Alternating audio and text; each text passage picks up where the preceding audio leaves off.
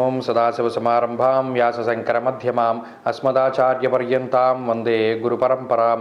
జ్యోతిషశాస్త్రాన్ని భావతరాల వారికి ప్రసాదించిన ఋషుల యొక్క పాదపద్మాలకి నమస్కారం చేసుకుంటూ, అలాగే నాకు ఈ జ్యోతిష విద్యను నేర్పిన గురువర్యులు జ్యోతిష బ్రహ్మ కీర్తిశేషులు శ్రీ ఈరంకి సూర్యనారాయణమూర్తి గారు, సూర్యశ్రీ దైవజ్ఞ గారి యొక్క పాదపద్మాలకి నమస్కారం చేసుకుంటూ, ఓం శ్రీ మహాగణాధిపతి నమః, శ్రీ గురుభ్యో నమః, హరి ఓం. వీక్షకులందరికీ నమస్కారం. ఏప్రిల్ నెల 21వ తారీఖు లగాయతు ఏప్రిల్ 27వ తారీఖు వరకు ఉండేటువంటి గ్రహగతుల ఆధారంగా ద్వాదశ రాశుల వారికి ఈ వారం ఏ విధమైనటువంటి శుభాశుభ ఫలితాలు కలగబోతున్నాయో ఈ కార్యక్రమం ద్వారా తెలుసుకుందాం. అందులో భాగంగా ఈ వారం ఉండేటువంటి గ్రహగతులను గమనిద్దాం. ఈ వారంలో రెండు ప్రధానమైనటువంటి గ్రహాల యొక్క మార్పు ఉన్నది.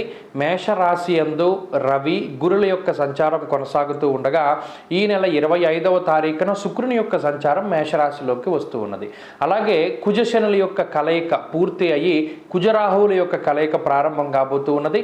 24వ తారీఖు లగాయతు కుజుని యొక్క మార్పు మీనరాశిలోకి ఆయన మార్పు చెందుతూ ఉన్నారు. మీనరాశిలో ఇప్పటికే రాహువు బుధ గ్రహాల యొక్క సంచారం ఉండగా ఇప్పుడు వారితో పాటు కుజుడు కూడా కలుస్తూ ఉన్నారు. కుంభమందు శనేశ్వరుడు అలాగే కన్యా కేతువు ఉండగా ఈ వారంలో చంద్రుడు సింహం కన్యా తుల వృశ్చిక రాశుల్లో సంచారం చేస్తున్నారు. ఇటువంటి పరిస్థితుల్లో ద్వాదశ రాశుల వారికి ఏ విధమైనటువంటి శుభాశుభ ఫలితాలు కలగబోతున్నా తెలుసుకుందాం. అందులో భాగంగా కర్కాటక రాశి వారికి ఈ వారం సానుకూలమైనటువంటి ఫలితాలు ఉన్నాయి. మరీ ముఖ్యంగా ఒక మంచి విషయం, మంచి వార్త ఏంటి అంటే ఈ వారంలో ప్రతికూలించేటువంటి గ్రహం అష్టమ కుజుని యొక్క దోషం ఈ రాశి వారికి తొలగిపోయినది. ఇది చాలా గొప్ప విషయంగా చెప్పవచ్చును. అంతేకాక దశమ కేంద్రంలోకి రవి శుక్ర గురుగ్రహాల యొక్క కలయిక, అష్టమ కుజుడు వెళ్ళిపోయి భాగ్యస్థానంలో ఉన్నారు.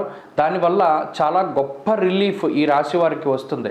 ప్రత్యేకించి ఎప్పుడైతే ఈ కుజుని యొక్క మార్పు జరిగి శుక్రుని యొక్క మార్పు ఈ వారం జరిగిందో దీనివల్ల రుణబాధలు తగ్గుతాయి. లేదా ఎప్పుడు ఏదో ఒక అప్పు చేయవలసినటువంటి పరిస్థితి ఏదైతే ఉన్నదో ఆ పరిస్థితి ఆగుతుంది. ఇక అప్పు చేయవలసినటువంటి అవసరం ఉండదు. ఏదో ఒక రకంగా ధనం మీ చేతికి వస్తూ ఉంటుంది.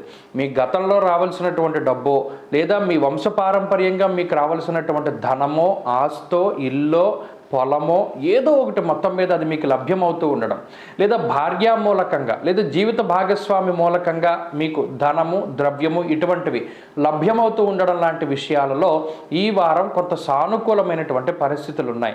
అలాగే ఉద్యోగపరంగా గత కొద్ది కాలంగా ఉన్నటువంటి చికాకులు ఏవైతే ఉన్నాయో, మరీ ముఖ్యంగా మీ మనసులో ఉన్నటువంటి మాటని మీరు చెప్పుకోకుండా అణిచిపెట్టుకొని మీరు అనుభవిస్తూ ఉన్నటువంటి ఇబ్బందులు ఏవైతే ఉన్నాయో ఇక అవి తగ్గుముఖం పట్టడానికి అవకాశం ఉంటుంది. మరీ ముఖ్యంగా మీకు స్వేచ్ఛ లభించడానికి, మీరు ఏదనుకుంటే అది స్వేచ్ఛగా చేయడానికి, మాట్లాడడానికి, ఉద్యోగపరమైనటువంటి నిర్ణయాలు తీసుకోవడానికి ఈ గ్రహ సంపత్తి ఖచ్చితమైనటువంటి అవకాశాన్ని కల్పిస్తుంది. ఉద్యోగం మార్పుకై ప్రయత్నం చేస్తూ ఉండేటువంటి వారు, ఉద్యోగం కోసం ప్రయత్నం చేస్తూ ఉండేటువంటి వారు లాభపడడానికి అవకాశం ఉంటుంది. అర్ధంచ స్వకులాచార శుభ కార్యక్రమాలు జరపడానికి, కుల ఆచార వ్యవహారాలను పాటించడానికి కూడా ఈ గ్రహస్థితి చాలా చక్కగా ఉపయుక్తంగా ఉంటుంది. ఒక రకమైనటువంటి మనోధైర్యము, ఆత్మవిశ్వాసము, ఆత్మస్థైర్యాన్ని కర్కాటక రాశి వారు ఈ వారం పొందుతారు. ఒక రకమైనటువంటి భరోసా లభిస్తూ ఉంటుంది. వ్యాపార పరంగా సానుకూలమైనటువంటి ఫలితాలు ఉన్నాయి. విద్యార్థులకి గ్రహ సంపత్తి అనుకూలంగా ఉన్నది. స్త్రీలకు ప్రత్యేకించి ఆరోగ్యం పట్ల శ్రద్ధ అవసరం. మరీ ముఖ్యంగా స్త్రీలు ఏ పని ప్రారంభించినా విఘ్నేశ్వరుని యొక్క అనుగ్రహం తీసుకుని ప్రారంభం చేయండి, విఘ్నాలు లేకుండా ఉంటాయి. కర్కాటక రాశి వారు ఈ వారంలో మరింత అనుకూలమైనటువంటి ఫలితాలని సాధించడానికై కాలభైరవుని యొక్క ఆరాధన చేస్తూ ఉండడం చెప్పదగినటువంటి సూచన. అష్టభైరవులకి సంబంధించినటువంటి స్తోత్రాన్ని పారాయణ చేయండి, మంచి ఫలితాలు వస్తాయి. ఈ వారంలో కలిసి వచ్చేటువంటి రోజు ఆదివారంగా చెప్పవచ్చును. అదృష్ట సంఖ్య 2, అదృష్ట వర్ణము కాషాయము. తదుపరి సింహరాశి.